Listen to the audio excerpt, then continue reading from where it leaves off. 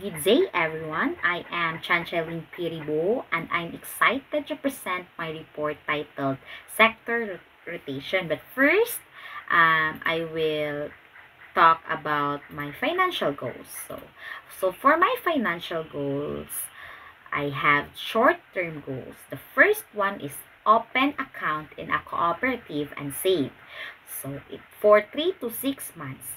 But right now, I am already a regular member of a cooperative in a FICO for almost 4 months. And my strategy is to save at least 1,000 to 2,000 pesos per month, and that will total to 12,000 to 24,000 in a year. So next is save for research slash thesis expenses.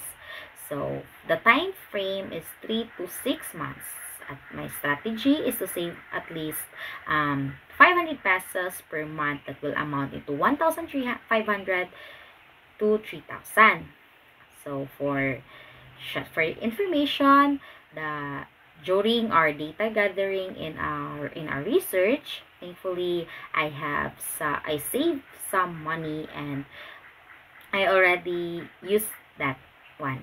So for my Mategda and OGT expenses, and thankfully my brother and sister already shoulder that expenses. So I will move into my next goal, to graduate in my course with BA major in financial management by June 2026.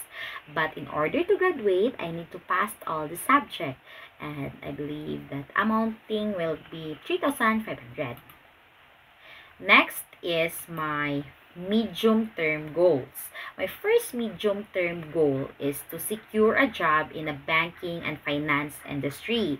That will time frame is 2 to 3 years, and the strategy I will use is the experience I have in my previous jobs or part-time jobs, and the amount will secure to my to my to my expenses will be 5,000 pesos for my requirements, fear, and more. Next goal is to work abroad.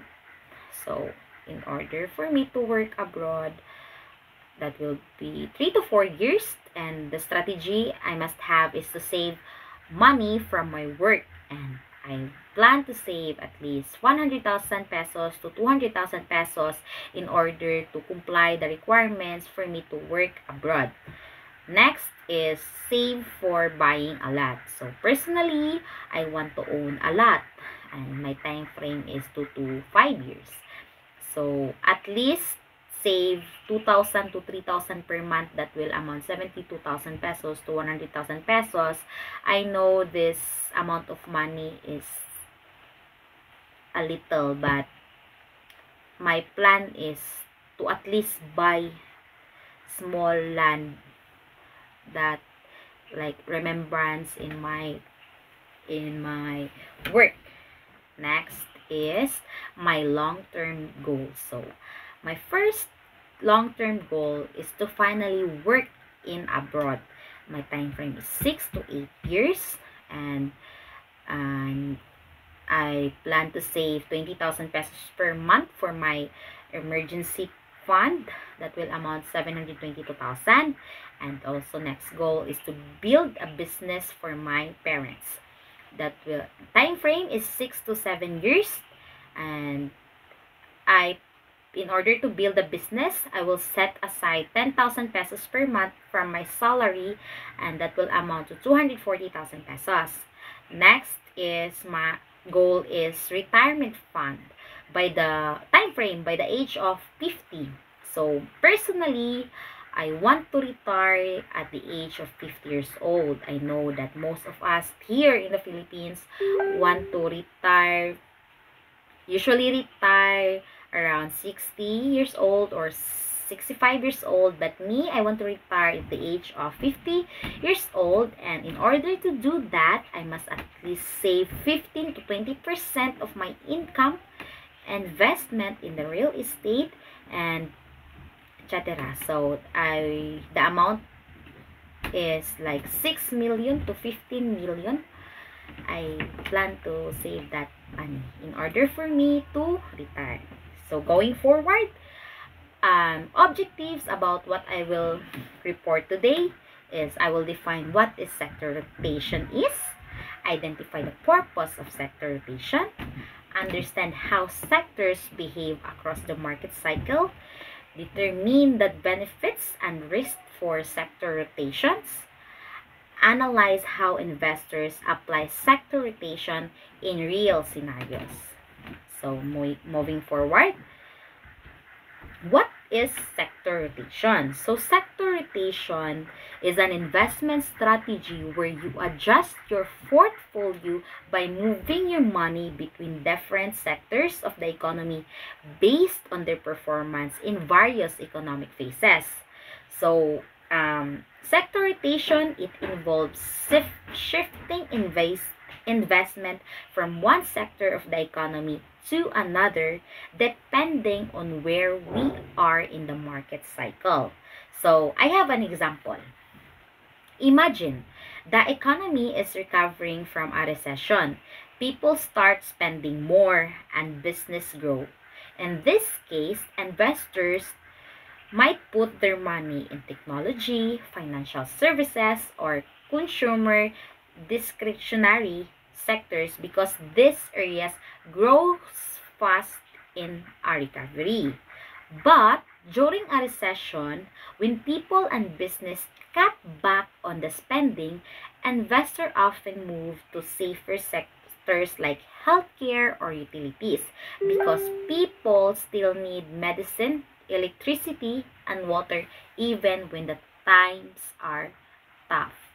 So instead of keeping the same investment all the time, sectors rotation help us to change in the economy.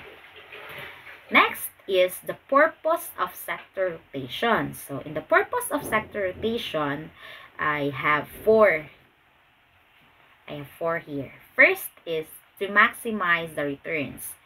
In maximize returns, it means by investing in strong performing sectors. So like what I had said earlier, investors will find strong performance sectors like for technology, financial services, or consumer dictionary because these areas grows fast in the recovery. Um, Next is reduce risk by avoiding lagging sectors. So, of course, as as an investors, they will avoid a lagging sectors because their money won't grow. Next is align investment decisions. In align this investment decision with macroeconomic trends and business cycles, and investors will align their decisions based on the market trends. Next is dynamic portfolio. So, investors must create a dynamic portfolio that respond to a changing condition rather than staying static. So, in simple terms, it's like choosing the best players for a sports team depending on the game condition. You don't always rely on a same same lineup or same sectors. You need to move in order to win. So that is the purpose of sector rotation. Next is how sectors behave across the market cycle. So for there are three there these are divided into three: the market phase, common traits, and leading sectors. So for recovery, we had the common traits we had is low interest rates and early growth. So the leading sectors for this are the technology, financials, consumer discretionary. So for example, people start buying new gadget, taking out loans, and spending again. So, di ba? So, in this, mo ni siya sa recovery. Kay mura ra siya, it's like going back and forth. Next in market phase is the expansion. Its common traits is strong earnings, growing confidence. Its leading sectors is in industrials and of course basic materials.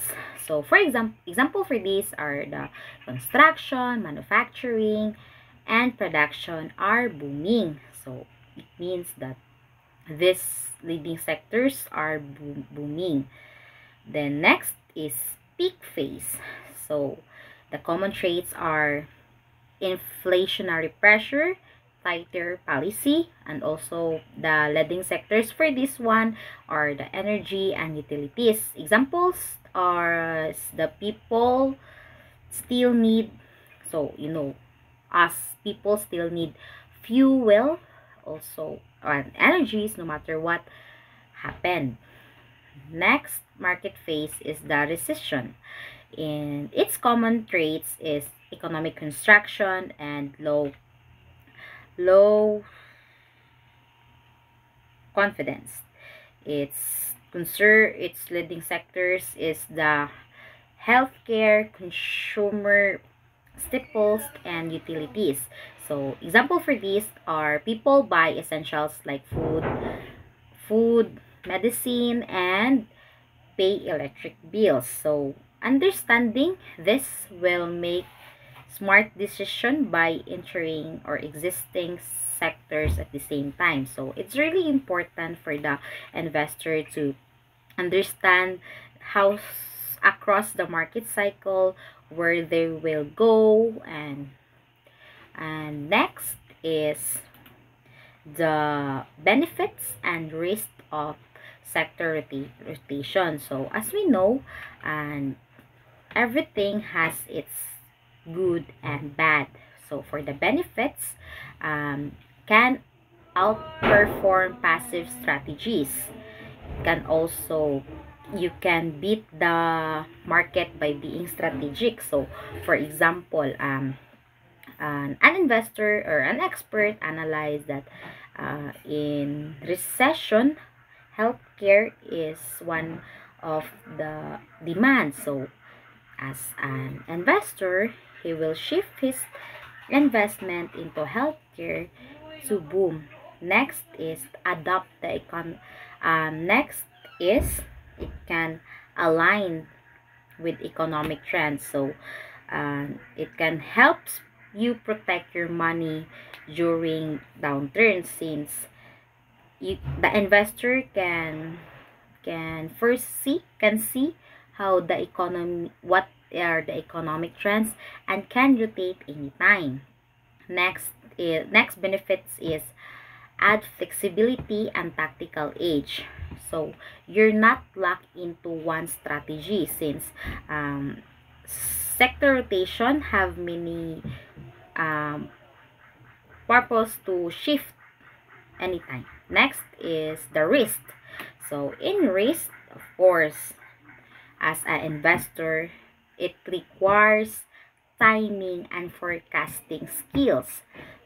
Sector rotation is not easy, so you need uh, to have critical thinking that, oh, this one will boom using this data. Next is it is very risky at the same time, knowing that knowing that we don't know what the future holds or what will happen in the future. We just analyze based on what we see. Or next is it also risky because it can lead to over trading and higher costs, since sector rotation, investor go there into another, and it will cost you. Frequent buying and selling can lead to high fees, since of course as an investor, if I will sell this, it will I will of course increase the amount in order for me to gain profit. And it also risky. It may perform if the cycle underperform if the cycle prediction is wrong. Um, as I said, we don't hold the future, and especially if you rely on wrong forecast or news, this may cause you a risk. For example, you hear that the inflation is rising.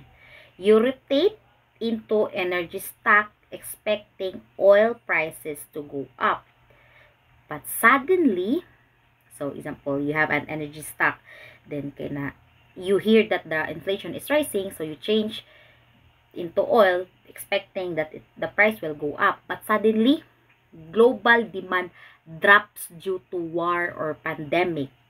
So your prediction was off and you could lose your money. So next is how investors apply sector rotation in real scenarios. So I have 4 monitoring economic indicators where like they monitor the GDP, the inflation, and of course the unemployment rate in the country. Next is the market signals, such as interest rates hikes or consumer spending data. Next is using sectors ETFs. So this investment funds that focus on one sector, for example, is the healthcare ETF. Next is follow export forecast. In this one, export from financial analyst or economic institution, they follow their forecast knowing that they are expert in forecasting. But of course, it is not 100% accurate, but most of their forecasts were right. So example, if expert forecast a recession next year, an investor might start shifting into sectors like healthcare and utilities months in advance before the market reacts. So if the expert will say that this one will boom, and the investor will not wait in the same day, he will advance shift his invest into sectors like, for example, healthcare and utilities in a month. So, and that would be all, but always, and to summarize, sector rotation is a smart investment strategy that helps to manage the risk and improve returns by adapting into economic changes. And that would be all. That is my report all about. Thank you. Have a great day.